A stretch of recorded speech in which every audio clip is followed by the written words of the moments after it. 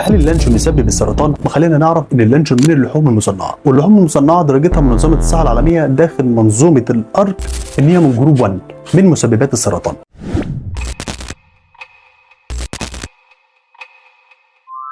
الارك هي انترناشونال ايجنسي فور ريسيرش اون كانسر، دي الوكاله الدوليه لابحاث السرطان، مختصه بجميع كل حاجه تخص السرطان من ابحاث ويجمع المركبات والمنتجات اللي هي ممكن تسبب السرطان وبتصنفهم وترتبهم في مجموعات. فاللحوم المصنعه مدرجه داخل المجموعه الاولى زي التدخين مثلا والتعرض للشمس لفترات كبيره، وكمان زي التعرض للمواد الكيماويه عاليه الخطوره. واللحوم المصنعه هي اللحوم اللي بتتعرض لظروف طهي معينه علشان تغير من طبيعتها او تكسبها طعم معين او تبدي مثلا في صلاحيتها علشان تعيش لفتره اطول، زي مثلا التمليح او التخمير او التدخين، اضافه مواد حافظه عاليه زي النترات والنيتريت اللي بتضاف على اللانشون، او الطهي المصنع او التعليق.